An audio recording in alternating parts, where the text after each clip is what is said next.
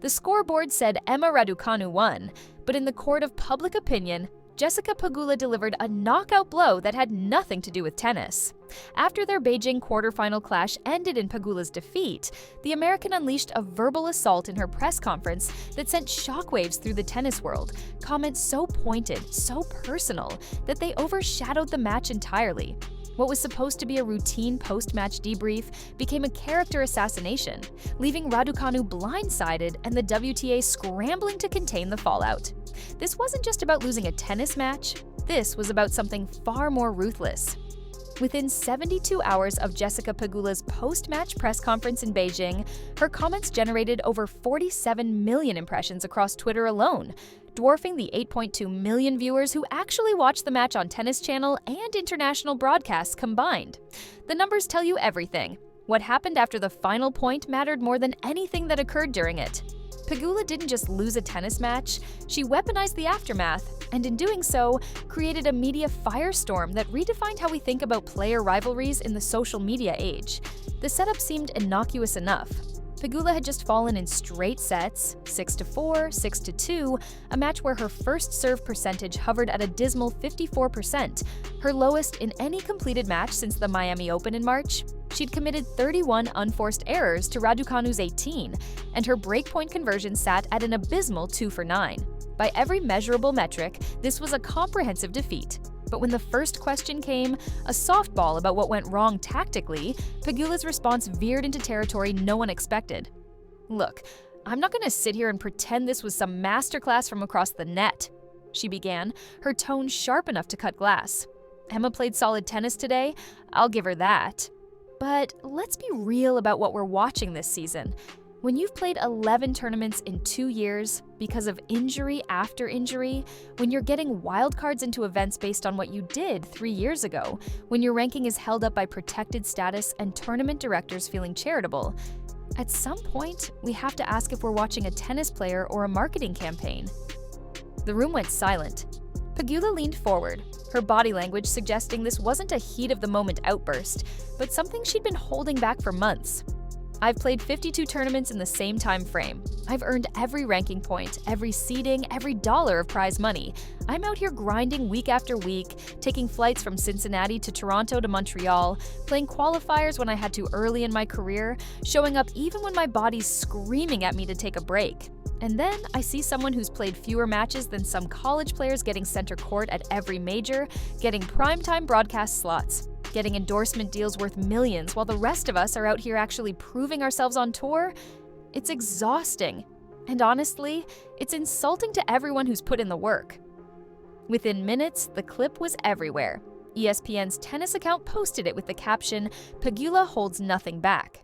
Tennis Twitter exploded into tribal warfare, with Team Pegula and Team Raducanu trending simultaneously within the hour, each accumulating over 200,000 tweets by midnight Beijing time. Sports Illustrated published a think piece titled, "Has Jessica Pegula said what everyone's thinking?" within 90 minutes. Even mainstream outlets like CNN and BBC Sport picked up the story, pushing it beyond tennis circles into general sports conversation. The metrics were staggering. Pegula's Instagram following jumped by 340,000 in 48 hours, a 12% increase that typically takes players months to accumulate. Her mention rate on social media increased by 2,400% compared to her previous tournament appearance. Google search interest spiked to a career high, surpassing even her US Open final appearance in 2023. Industry sources reported that 3 major brands reached out to Pegula's management team within 24 hours, intrigued by her sudden positioning as tennis's truth teller. Raducanu's response became its own storyline. Her post-match press conference had occurred an hour before Pegula's, conducted in the warm glow of victory. She'd been gracious, praising Pegula's experience and work ethic. When word reached Raducanu's team about Pegula's comments, they made a calculated decision. Silence. No statement, no social media response, no hastily arranged follow-up interview. The British player boarded her flight to the next tournament without addressing the controversy directly, leaving a vacuum that the media eagerly filled with speculation. But silence isn't neutrality in the modern tennis ecosystem. British tabloids went to war.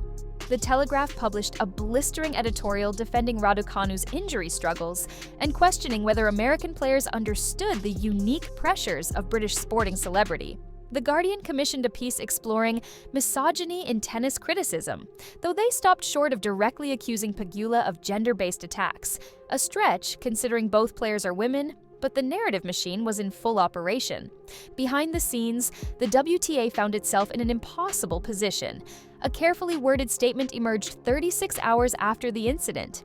The WTA celebrates the diversity of personalities and perspectives that make our sport compelling. We encourage all players to express themselves authentically while maintaining the mutual respect that defines professional tennis. Tour officials privately expressed frustration to sympathetic journalists that Pegula had created unnecessary drama during what should have been a celebration of competitive tennis in a crucial Asian market. The incident's impact on actual attendance and viewership became immediately quantifiable. Raducanu's semifinal match in Beijing saw ticket prices on resale markets jump 67% compared to pre-controversy levels. The match drew 12.3 million viewers across Asian broadcasts, a 41% increase over the previous year's semifinal in the same time slot. The controversy had done what good tennis sometimes struggles to accomplish. It made casual fans care. It created heroes and villains, narratives and stakes that transcended serve speeds and breakpoint conversions. What made the incident particularly potent was its timing and context. This wasn't a heat-of-the-moment on-court outburst that could be blamed on competitive fury. This was calculated, articulate, impossible to misinterpret. Pegula had sat down, composed herself, and chosen every word deliberately. The premeditation made it more devastating and less forgivable. Sports media thrives on authenticity, on players keeping it real, but there's always been an unspoken line: attack the game, attack the system, but be careful about attacking the person. Pegula had obliterated that line, creating the most compelling non-Grand Slam tennis story of the season. Raducanu's 2024 season earnings through Beijing totaled $743,000 in prize money across those 11 tournaments Pegula referenced, an average of $67,545 per event. Pegula had banked $3.2 million across her 52 tournament appearances, averaging $61,538 per event. Strip away the volume, examine the per-event value, and suddenly the narrative becomes complicated. Raducanu wasn't being carried by charity. When she showed up, she performed well enough to justify her presence financially. But Pegula's broader point about visibility versus workload contained uncomfortable truths. The ranking situation told an even more complex story. Pegula sat at world number 3 heading into Beijing, a career-high position built on relentless consistency. Quarterfinal after quarterfinal, a Grand Slam final appearance, deep runs at premier events that accumulate points through sheer volume. Raducanu languished at number 58, a position that dramatically understated her ceiling but accurately reflected her floor. She'd entered 2024 at number 287 after missing most of 2023, recovering from 3 separate surgical procedures: wrist arthroscopy to remove a bone fragment and repair ligament damage, plus bilateral ankle interventions for chronic issues that had plagued her since juniors. The protected ranking system, which Pegula had indirectly criticized, had allowed Raducanu entry into main draws she wouldn't have otherwise qualified for. The WTA implemented protected rankings in 1996 after Monica Seles' stabbing absence created concerns about how long-term injuries could destroy careers through no fault of the player. Serena Williams used it. Kim Clijsters used it. Victoria Azarenka used it after her pregnancy. But when Raducanu used it, Pegula framed it as preferential treatment. Here's where the situation becomes genuinely fascinating from a business perspective. Raducanu generated significantly more economic value per appearance than her ranking suggested she should. UK television ratings for her matches averaged 2.8 million viewers on BBC broadcasts, comparable to what top 5 players drew, and substantially higher than players ranked near her actual position. When she played at Wimbledon in 2024, center court ticket resale prices averaged £847, a 134% premium over matches featuring players ranked 10 to 15. Her Instagram following of 3.1 million dwarfed Pegula's 1.4 million despite the Americans' superior ranking. Endorsement portfolio comparisons were even more stark. Raducanu's deals with Porsche, Dior, Tiffany & Company, British Airways, and Evian were collectively valued at approximately £8 million annually by industry analysts. Pegula's partnerships with Babolat and several smaller regional sponsors totaled an estimated £1.2 million. The market had spoken. Raducanu, even injured, even inconsistent, even protected, was worth nearly 7 times more commercially than a player ranked 55 spots higher. This discrepancy drives to the heart of what Pegula was really criticizing. Professional tennis operates on 2 parallel economies: competitive merit and commercial value. The WTA ranking system captures only the former. Prize money distribution mostly follows competitive merit. But everything else, sponsorships, appearance fees, court assignments, broadcast scheduling, media attention, wildcard distributions, operates on commercial value, which factors in marketability, nationality, backstory, social media reach, and intangible star quality. Tournament directors face this tension constantly. The China Open in Beijing had to balance competitive integrity with commercial reality when constructing their schedule. Raducanu got scheduled on center court in prime time because organizers knew she'd fill seats and attract viewers.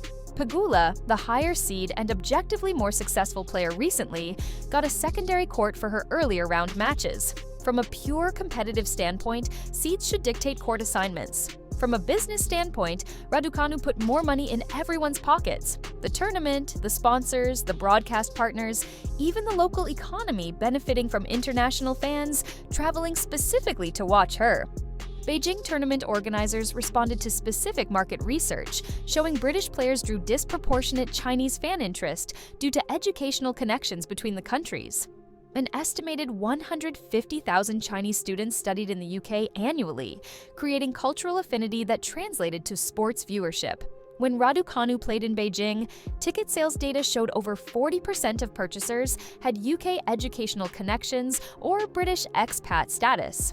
She was quite literally putting Chinese fans in seats in ways that even higher-ranked players couldn't replicate. The injury narrative adds another layer that Pegula's comments only partially acknowledged. Raducanu's absence from competition wasn't strategic or lazy. Her recovery timeline, managed by top medical professionals, dictated her return schedule. She wasn't sitting out tournaments by choice. She was following medical protocols designed to extend her career rather than rushing back and risking permanent damage. Different bodies break down differently. Some players, like Pegula, fortunately for her, maintain structural integrity through hundreds of matches. Others accumulate injuries that require extended rehabilitation regardless of mental toughness or dedication. What made Pegula's criticism particularly cutting was her implicit accusation that Raducanu hadn't earned her status through traditional pathways. But this revealed a specific definition of earning that tennis doesn't uniformly apply. Did Raducanu earn her US Open title? Unquestionably, no amount of luck or favorable draws explains winning 7 consecutive matches without dropping a set. Did that title earn her certain privileges during a comeback from injury? According to WTA rules and tournament director practices, yes. Pegula was essentially arguing that those privileges were excessive, that past achievement shouldn't outweigh current absence. It was a philosophically coherent position, but one that contradicted how tennis had operated for decades. The tension between these two players ultimately reflected a much larger question facing women's tennis in 2024. What does the WTA want to be? A ruthlessly meritocratic competition where only current results matter, where rankings alone dictate everything, or an entertainment product that balances competitive integrity with marketability, that recognizes stars are created through narratives and not just through consistent quarterfinal appearances? The answer, uncomfortably for purists like Pegula, was clearly the latter. The WTA existed as a business, and businesses respond to market incentives. Martina Hingis won 5 Grand Slam singles titles before turning 20, became world #1 as a teenager, then watched her body betray her through repeated ankle and foot surgeries that limited her to just 38 tournaments between 2003 and 2006. When she attempted her comeback using protected rankings and wildcards, the tennis world largely embraced her return, romanticizing resilience, celebrating every victory as triumph over adversity. The parallels to Raducanu's situation are obvious, yet the reception has been starkly different. Hingis benefited from having established sustained excellence before injuries derailed her. Raducanu's challenge was establishing that same credibility with only one transcendent tournament as evidence, making her vulnerable to exactly the type of criticism Pegula leveled, that she was being sustained by reputation from a single achievement rather than a body of work. The comparison becomes more instructive when examining the numbers. Hingis's first serve percentage during her comeback years averaged 61%, down from 65% during her prime, translating to roughly 3 additional service games lost per tournament. She won 71% of her matches during her comeback period, compared to 84% during her original run. The decline was measurable, understandable, and yet she remained commercially viable because fans remembered who she'd been. Raducanu faced the inverse problem. She'd never established what her baseline excellence looked like beyond US Open 2021. Was that tournament her ceiling? An outlier? The entire story? Jennifer Capriati's career arc offers another relevant comparison from a different angle. Capriati burst onto the scene as a teenager in the early 1990s, reached a Grand Slam semifinal at 15, then essentially disappeared for years due to personal struggles and burnout. When she returned in the late 1990s with rankings in the 200s, she received wildcards and protected status based on past achievement from years earlier. Her comeback culminated in 3 Grand Slam titles and a return to world number 1, vindicating every tournament director who'd granted her entry. But during those early comeback years, before vindication arrived, she faced exactly Pegula's criticism, taking opportunities from players who'd remained committed, ranking not justifying treatment, the WTA playing favorites. The crucial difference was that Capriati eventually delivered sustained excellence that retroactively justified the faith placed in her. Raducanu hadn't yet had that opportunity. Her win-loss record for 2024 sat at 18-9 through Beijing, a respectable 67% winning percentage that placed her solidly in the second tier of tour players, but nowhere near elite. Pegula's winning percentage through the same point was 78%, firmly in the top 5 conversation. The gap was substantial, making Pegula's criticism numerically defensible even if the framing was harsh. Surface-specific performance added nuance. Raducanu's hardcourt winning percentage sat at 71% for 2024, her best surface by significant margin. On clay, she'd managed just 50%, barely breaking even. Grass saw her at 60%. Pegula showed remarkable versatility. 76% on hard courts, 73% on clay, 79% on grass. The consistency across surfaces reflected years of adaptation, exactly the comprehensive skill set that comes from playing 52 tournaments instead of 11. Head-to-head records against common opponents revealed more complexity. Both players had faced Iga Swiatek in 2024. Pegula had taken her to 3 sets twice, losing both but proving competitive. Raducanu had lost in straight sets, managing just 9 games across 2 sets. Against Aryna Sabalenka, Pegula had secured 1 victory in 3 attempts. Raducanu hadn't faced her at all in 2024, a telling absence that reflected their different ranking tiers. Against Coco Gauff, Pegula held a 4-2 career advantage. Raducanu was 0-1 lifetime, having withdrawn from their scheduled 2023 meeting due to injury. But here's where Pegula's comparison starts to break down. Kim Clijsters retired in 2007 as world number 4, then returned in 2009 after more than 2 years away to have a child. She received wildcards into tournaments based purely on past achievement, with no recent results to justify entry. Her ranking had expired entirely. And what did she do? Won the US Open as an unranked wildcard in her 3rd tournament back, then won 2 more Grand Slams and returned to world number 1. Nobody complained that she'd taken opportunities from players who'd stayed active. The difference was age and circumstance. Clijsters was nearly 30, had already established a full career, had stepped away for motherhood rather than injury. The romantic narrative overshadowed any competitive fairness questions. Raducanu's youth actually worked against her in this comparison framework.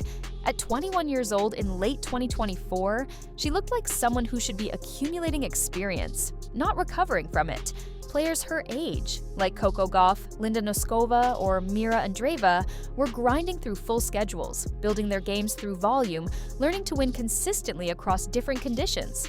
Raducanu's injury absences placed her outside that cohort developmentally. She'd lost crucial years of professional growth, and no protected ranking or wildcard could return that lost development time. The question becomes, where's the line? How much past achievement justifies how much current privilege? Williams, with 23 titles, obviously deserved extensive accommodation. Clijsters, with 4 titles, clearly merited wildcards during her comeback. But Raducanu, with 1 title, even one achieved in historically unique circumstances, occupied a gray area where reasonable people could disagree about appropriate treatment. Pegula's position was essentially that 1 title wasn't enough, that Raducanu should prove herself in qualifying draws in smaller tournaments before receiving automatic main draw entry into premium events. It was coherent, but ignored how tournament economics actually worked. Raducanu in qualifying drew more attention and revenue than most main draw matches. Breakpoint conversion statistics offer another window into the competitive gap. Pegula converted 42% of her breakpoint opportunities in 2024, ranking her 7th on tour among players with at least 30 matches played. Raducanu converted just 37%, placing her outside the top 20. The 5 percentage point gap translated to roughly 20 additional games won for Pegula, purely through superior breakpoint execution. That gap reflected experience, mental toughness, and match conditioning that came from playing 2 to 3 times as many competitive matches. You can't practice breakpoint conversion effectively in training. The pressure of actual match situations creates psychological conditions that training never replicates. Broadcast executives at Amazon Prime, who'd paid $120 million for exclusive UK streaming rights to WTA Premier events through 2025, saw their viewership metrics spike 89% during Raducanu matches compared to equivalent rounds featuring players of similar ranking. That wasn't sentiment. That was actual streaming data, measured in concurrent viewers and total viewing hours, the metrics that determine whether broadcast deals get renewed at higher values or renegotiated downward. When Raducanu played, people watched. When she didn't, they found something else to do.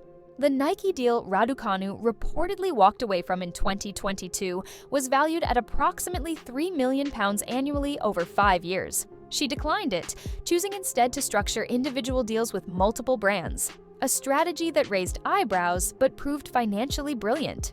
The Dior partnership alone was estimated at £2 million annually. Porsche's deal reportedly reached £1.5 million per year.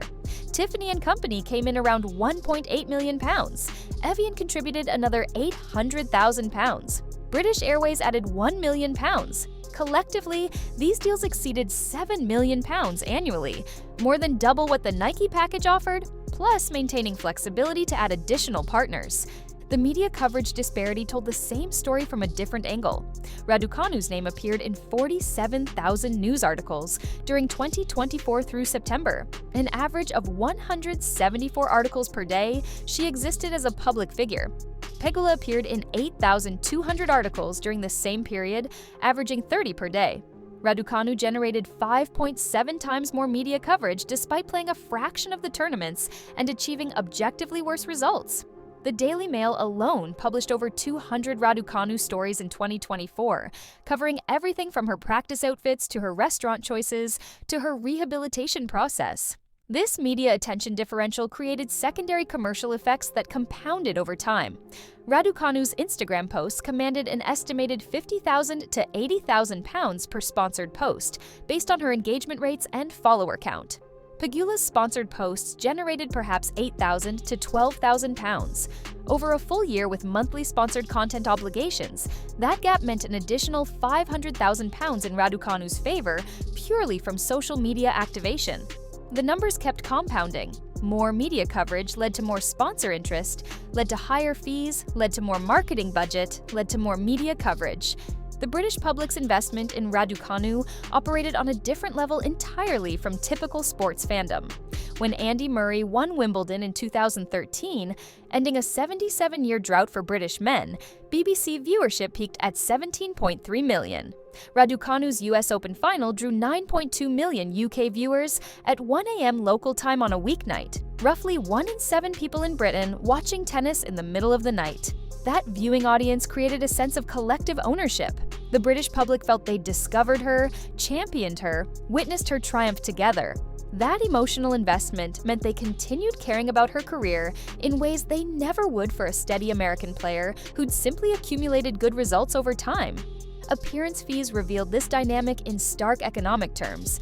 Raducanu could command £150,000 to £250,000 in appearance fees for smaller WTA 250 events, particularly in Asia and Europe, where her name recognition translated to ticket sales. Pegula's appearance fees for equivalent events ranged from £30,000 to £60,000. Tournament directors faced a simple calculation. Paying Raducanu £200,000 to appear generated £500,000 in additional ticket revenue, £200,000 in increased sponsorship activation, and immeasurable marketing value from media coverage. It wasn't charity, it was arbitrage. When Porsche signed Raducanu, they didn't just pay her fee. They built an entire marketing campaign around her, allocating an estimated £5 million in advertising spend to maximize their association. Billboards in London, Manchester, and Birmingham featured her image. Digital campaigns targeted her demographic profile. Dealership events leveraged her appearance for customer acquisition. The total investment, her fee plus activation budget, likely exceeded £6.5 million annually. Babolat's total investment in Pegula, including her fee and their relatively modest activation budget, probably reached £800,000 annually. The 10-to-1 gap reflected their assessment of commercial impact, not tennis ability. Global fan sentiment, measured through social media analysis tools, showed fascinating patterns.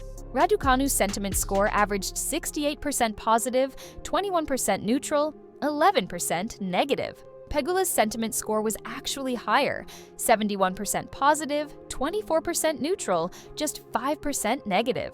But Pegula's total mention volume was so much lower that her higher sentiment percentage translated to fewer total positive mentions. In absolute terms, Raducanu generated 2.8 million positive social media mentions through September 2024, while Pegula generated 410,000. Being liked by a higher percentage of a smaller audience produced less commercial value than being liked by a lower percentage of a massive audience. The WTA's own marketing decisions reflected these calculations. Tour promotional materials for the 2024 season featured Raducanu in 17 separate campaigns. Video advertisements, social media graphics, season preview content, broadcast opens. Pegula appeared in 4. The WTA wasn't being unfair. They were allocating marketing resources based on measured return on investment. Internal analytics showed that content featuring Raducanu generated 4.2 times more engagement than content featuring players of similar ranking and 1.8 times more engagement than content featuring players ranked in the top 5. Chinese sports apparel brand Li-Ning reportedly approached Raducanu with a £12 million offer over 4 years in mid-2024, an astronomical figure that would have dwarfed any endorsement deal in women's tennis outside the top 3 players. She ultimately declined, choosing to maintain her existing partnership portfolio. The fact that such an offer existed demonstrated how completely commercial value had detached from competitive merit in her specific case. Li-Ning's market research in China showed Raducanu had 87% name recognition among tennis fans aged 18 to 34, higher than any non-Chinese player, including Grand Slam champions. Tournament attendance figures provided concrete evidence of Raducanu's drawing power. The Stuttgart Open in April 2024, where Raducanu reached the quarterfinals as a wildcard, sold out all 15 sessions for the first time in the tournament's 7-year history. Tournament director Markus Guntart attributed the sellouts directly to Raducanu's participation. Total attendance reached 87,000 across the week, up from 64,000 in 2023, an increase of 23,000 fans, roughly 35% growth. Tournament officials estimated her presence drove at least 15,000 additional tickets. At an average ticket price of €75, that represented over €1 million in additional revenue. Wimbledon's queue system saw its longest wait times in 15 years during Raducanu's 2024 second-round match, with fans arriving 41 hours before gates opened to secure premium seating.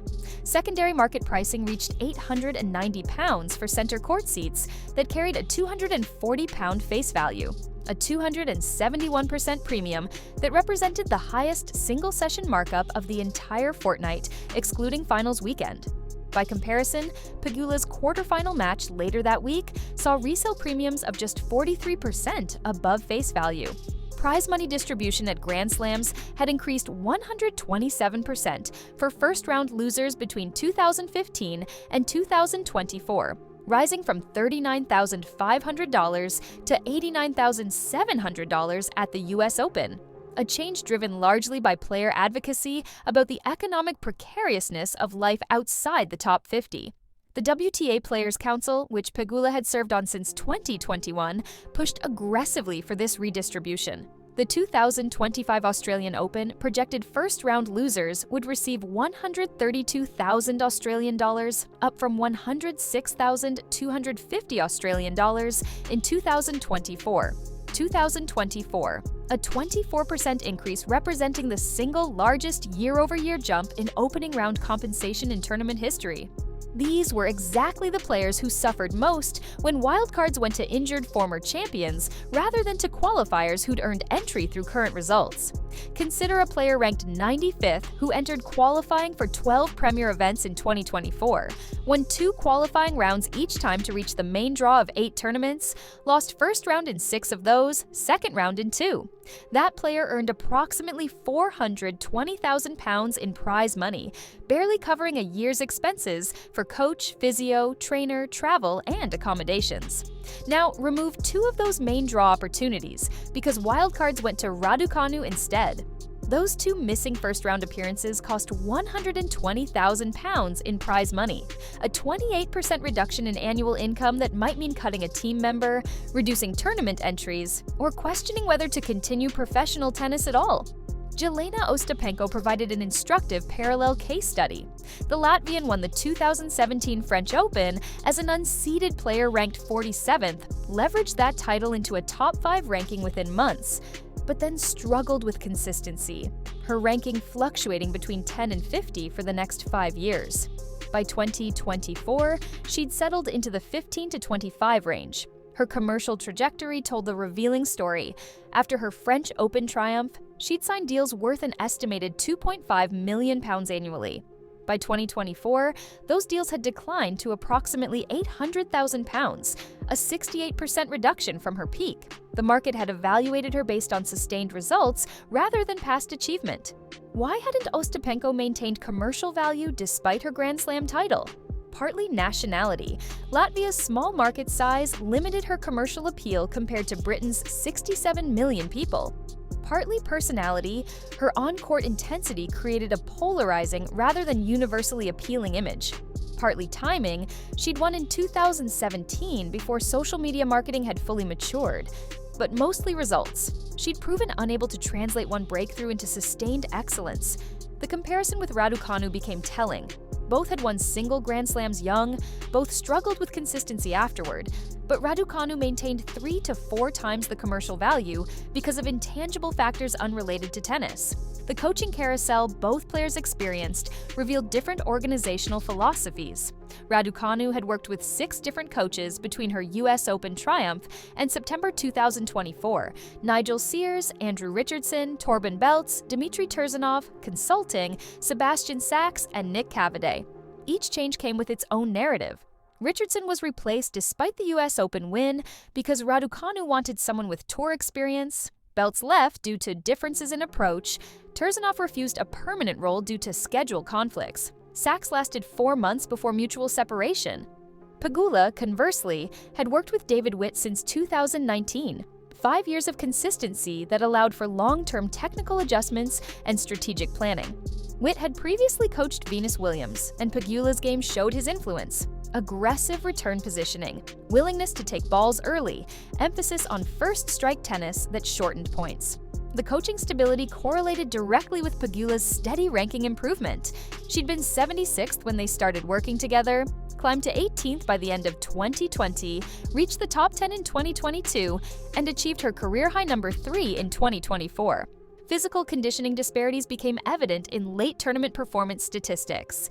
Pegula's third set winning percentage in 2024 sat at 69%. She won more than 2/3 of matches that extended to a deciding set, suggesting superior fitness and mental resilience. Raducanu's third set record was 42%, barely above coin flip odds, indicating she struggled physically and mentally when matches extended beyond 2 hours.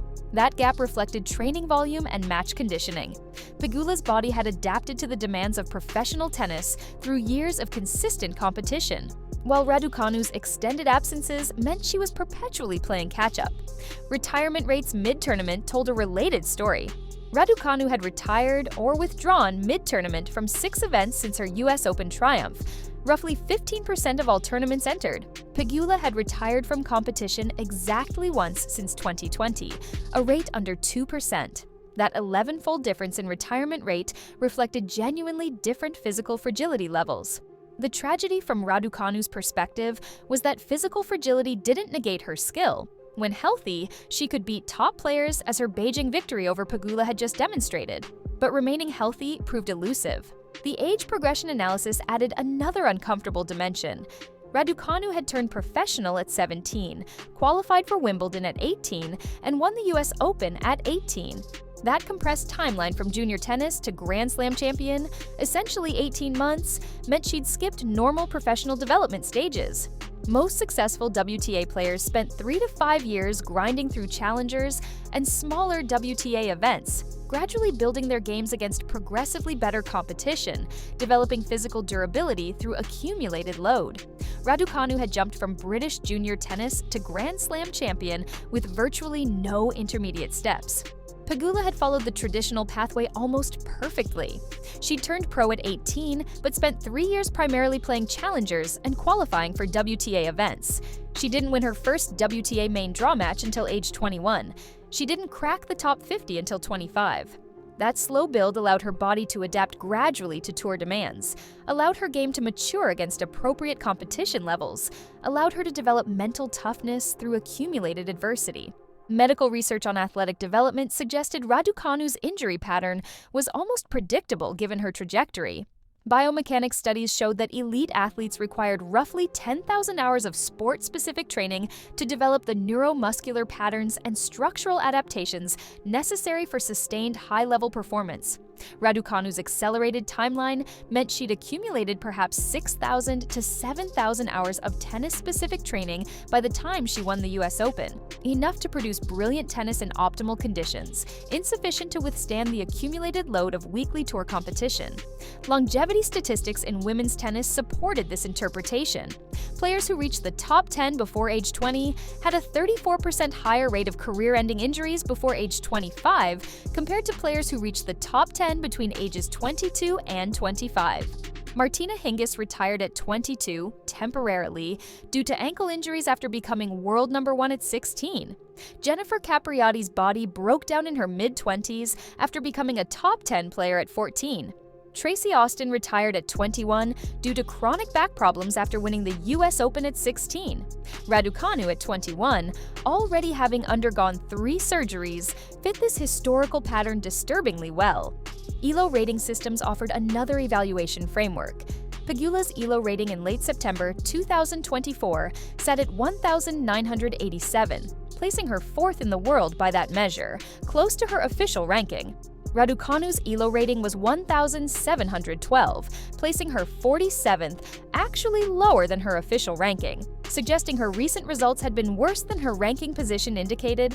The 275-point ELO gap represented substantial competitive difference, equivalent to roughly 72% expected winning probability if they played 10 times. The Beijing result, where Raducanu won, had been, by ELO calculation, a significant upset. Not impossible, but statistically unlikely. Projected earnings over a 5-year window from 2024 to 2028 revealed the different career trajectories these players faced. Pegula, at 29 in late 2024, would turn 34 by the end of this projection window. Still viable for top-level tennis if she maintained health, but approaching the age where physical decline typically begins affecting consistency. Her realistic best-case scenario probably involved maintaining top 10 status through 2026, gradually declining toward top 20 by 2028, with total 5-year prize money potentially reaching $15 to $18 million if major injuries didn't intervene. Her endorsement income would likely remain relatively stable at $1 to $2 million annually, totaling $5 to $10 million across 5 years. Total projected 5-year earnings, $20 to $28 million. Raducanu, at 21 in late 2024, would be only 26 by the end of the projection window, theoretically approaching peak years if injuries relented. Her best-case scenario involved returning to top 20 status by late 2025, establishing herself as a consistent major threat by 2026 to 2027, potentially winning another major if everything aligned physically and mentally.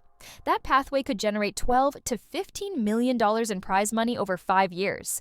But her endorsement income, even with moderate competitive success, would likely exceed $40 million across 5 years given her existing deals and renewal potential. Total projected best-case 5-year earnings, $52 to $55 million, nearly double Pegula's projection despite potentially worse competitive results. The worst-case scenarios diverged even more dramatically. If Raducanu's injuries proved chronic and she never regained consistent competitive form, she might accumulate only $3 to $5 million in prize money over 5 years, drifting toward retirement by her mid-20s. But her endorsement income would likely remain substantial, perhaps $15 to $20 million over 5 years, as existing deals wound down and brands maintained associations as long as she remained visible. Total worst-case projection, $18 to $25 million. Enough to ensure financial security regardless of competitive outcomes. Pegula's worst-case scenario, involving a serious injury that ended her top-level career by 31, might generate $5 to $7 million in prize money over 3 remaining competitive years, plus perhaps $3 to $5 million in endorsements. Total worst case, $8 to $12 million. Comfortable but dramatically less than Raducanu's floor. The financial asymmetry meant Raducanu could afford to be patient with her comeback, while Pegula needed to maximize her remaining peak years, creating different incentive structures that affected how each approached competition and career management.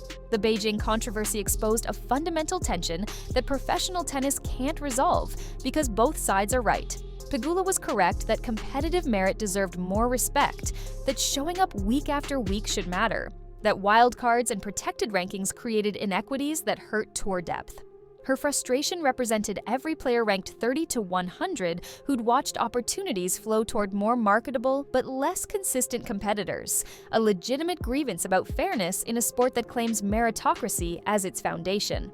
But tournament directors, sponsors, and broadcasters were also correct that commercial sustainability requires stars who capture public imagination, that filling stadiums and securing broadcast deals depends on names that resonate beyond tennis diehards, that the sport's financial health, which ultimately benefits all players through higher prize money, depends on amplifying the Raducanus of the world, even when their ranking doesn't strictly justify their visibility. The uncomfortable truth is that tennis operates as both sport and entertainment, and those two functions will always conflict. Rankings measure competitive achievement with mathematical precision. Commercial value measures cultural impact with no formula at all. A player can be world number 3 and struggle to sell tickets. A player can be ranked 58th and generate more revenue than the top 10 combined. Neither scenario represents failure. They're just measuring different things. What made Pegula's press conference so explosive wasn't that she was wrong. She wasn't. It was that she said the quiet part loud.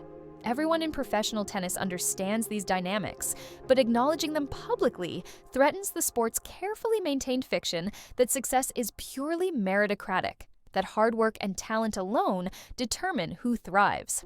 Pegula shattered that fiction by pointing directly at the exception that proved the rule. Emma Raducanu, whose single transcendent tournament 3 years ago continued generating opportunities that her recent results couldn't justify by ranking alone. The irony is that Pegula herself benefits from structural advantages she didn't earn through tennis merit.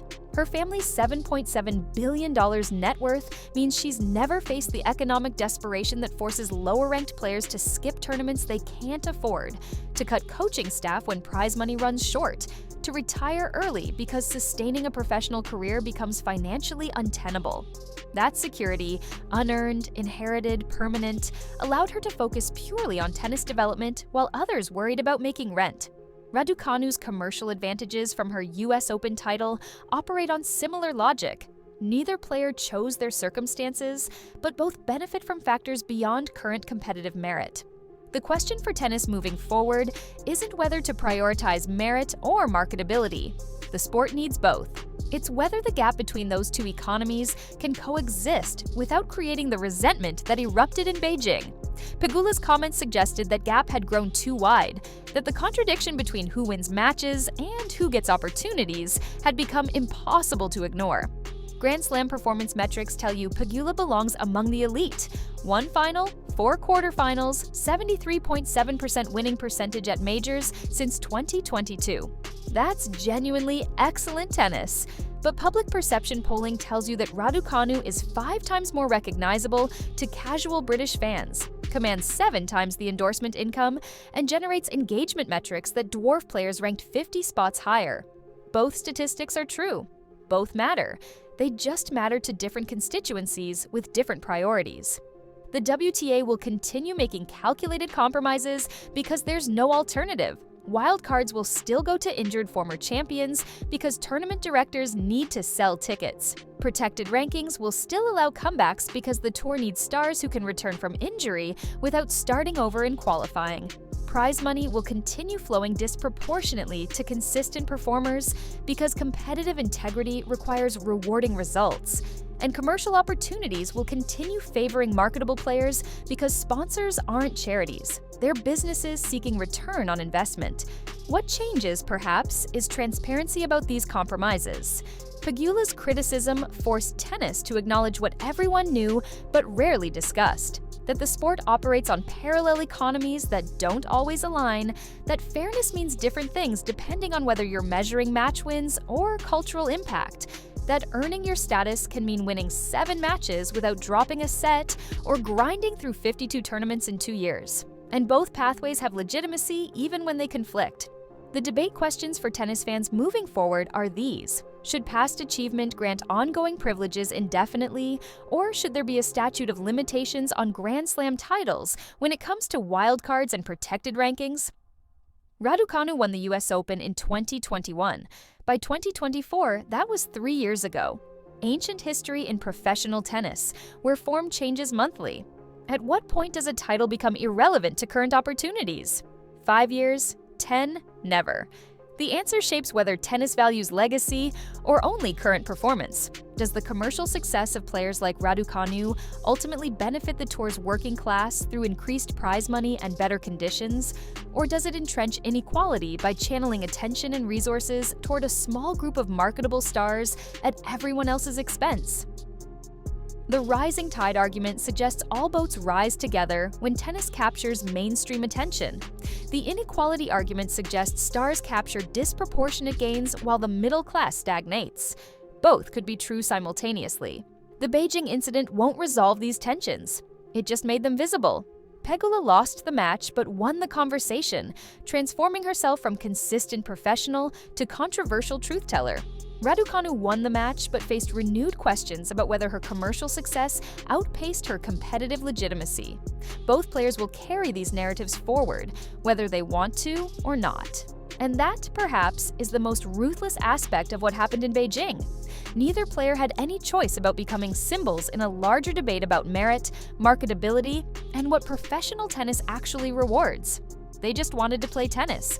Instead, they became protagonists in an argument about the sport's soul, an argument that won't end anytime soon because there's no right answer, only trade-offs that favor different values depending on who's evaluating them.